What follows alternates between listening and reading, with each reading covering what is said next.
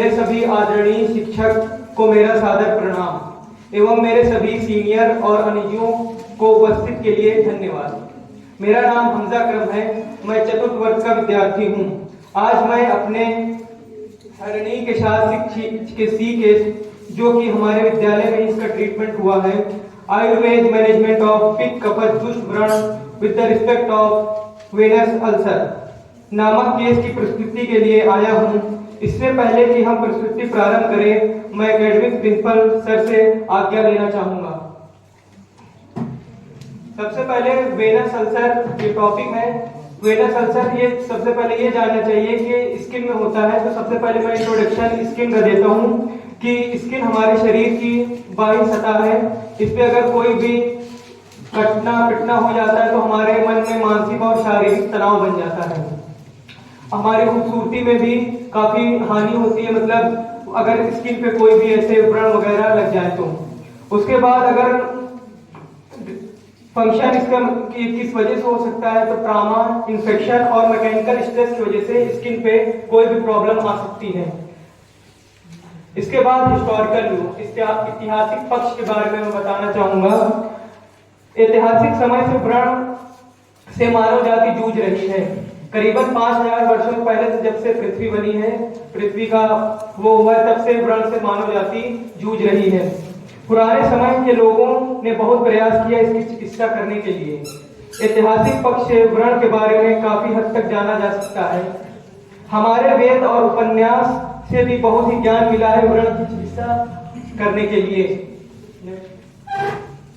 वैदिक पीरियड, वेद, सबसे पहले हम ये जानेंगे कि 4 प्रकार के वेद होते हैं: ऋग्वेद, यजुर्वेद, सामवेद और अथर्ववेद।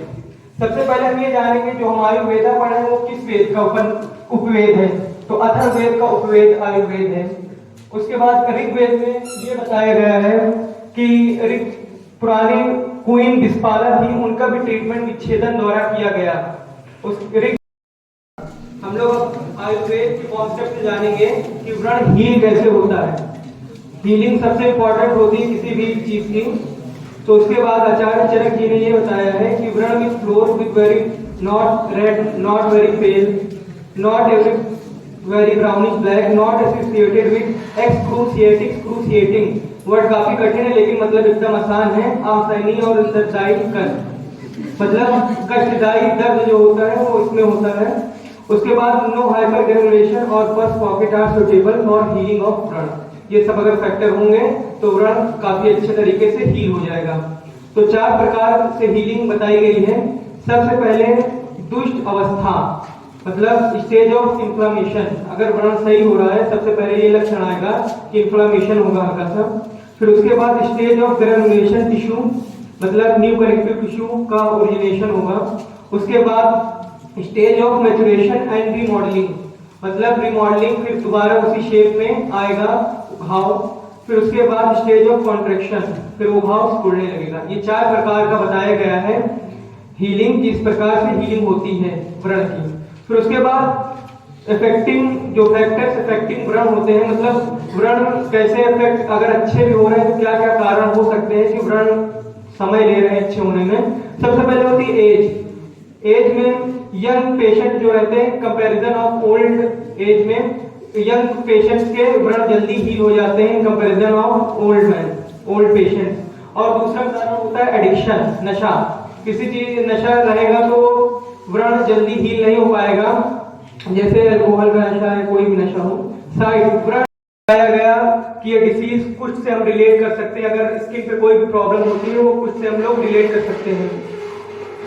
उसके बाद हम लोग संहिता पीरियड पे बताएंगे कि संहिता काल में कैसे जाना गया। तो आचार्य चरक ने इसके बारे में बताया। चरक ने 25वें अध्याय द्विव्रणीय अध्याय में, चिकित्सा स्थान के 25वें अध्याय में इसके बारे में बताया। उसके बाद सुश्रुत संहिता में इसका वर्णन आया है। आज से करीबन 5000 साल पहले सुश्रुत जी ने इसके बाद इसकी चिकित्सा का उपचार बता दिया था कि इसकी चिकित्सा कैसे की जा सके। अब हम मॉडर्न व्यू पे आते हैं। इसके सबसे पहले हम जानेंगे कि वुंड होता क्या है, उसकी परिभाषा जानेंगे, उसकी डिफिनेशन जानेंगे कि वुंड होता क्या है। तो वुंड एक नॉर्मल लैंग्वेज में होता है कि अगर हमारे बॉडी के टिश्यू में क्षति हो जाए किसी भी कारण, मैकेनिकल या इंटरनल किसी भी प्रकार की क्षति हो जाए तो उसे हम वुंड कहते हैं या तो घाव कहते हैं। उसके बाद हम आ जाएंगे कि क्लासिफिकेशन ऑफ वुंड, वुंड को कितने प्रकार में बताया गया है। सबसे पहले दो प्रकार के वुंड बताए गए हैं, open wound and close wound. Open wound वो होते हैं जो बाहरी घाव होते हैं, जो बाहर से दिखे, वो ओपन वुंड होते हैं। और क्लोज वुंड वो होते हैं जो bones, internal organs and muscles में क्षति अगर हो तो वो इंटरनल वुंड कहलाते हैं। ओपन वुंड चार प्रकार के बताए गए हैं। सबसे पहले इंसाइड वुंड। इंसाइड वुंड वो होता है जैसे कटा हुआ घाव, जैसे छुरी से, चाकू से, तलवार से, किसी भी चीज से बॉडी पे अगर प्रहार होता है तो वो इंसाइड वुंड कहलाएगा, मतलब कटा हुआ वुंड। उसके बाद lacerated wound. Lacerated wound means फटा हुआ वुंड, जैसे किसी भी चीज से बॉडी पे दबाव पड़ता है तो स्किन या मसल्स उसके अंदर भी फट जाती हैं, तो लेसरेटेड वुंड के अंदर आएगा, मतलब फटा हुआ वुंड। उसके बाद पेनिट्रेटिंग वुंड। पेनिट्रेटिंग वुंड मतलब ये होता है कि उलझा हुआ वुंड, जैसे गन शॉट हो जाती है। सबसे पहले formulation of proper and dividend line of treatment. कोई भी डिसीज होती है सबसे पहले लाइन ऑफ ट्रीटमेंट उसका सबसे जरूरी होता है कोई भी डिसीज का। Wound management which include external and internal medication in the form of शोधन एंड शमन। कोई भी चिकित्सा की जाती है दो प्रकार से, शोधन चिकित्सा एंड शमन चिकित्सा। कॉन्सेप्ट विद रिलेशन विद दुष्ट व्रण नॉन हीलिंग अल्सर। दुष्ट व्रण को मॉडर्न में नॉन हीलिंग अल्सर कहते हैं। उसके बाद क्राइटेरिया। जब प्यारेलाल जी आए थे तो क्या क्या क्राइटेरिया था उनका? स्राव, मतलब इस व्रण से कैसा स्राव हो रहा था। तो हम लोग ग्रेड वाइज के हिसाब से इसको विभाजित किए हैं। ग्रेड 0। उसके बाद हम लोग वर्ड पे आएंगे, मतलब कलर कैसा था उसका। तो व्हाइट पेल ग्रेनुलेशन, मतलब ग्रेड 3। ग्रेड 3 मतलब 75% इनकी उस जगह की स्किन में प्रॉब्लम थी, 75%। तो इसमें व्हाइट पेल ग्रेनुलेशन थर्ड ग्रेड में हम लोग लिए इसको। उसके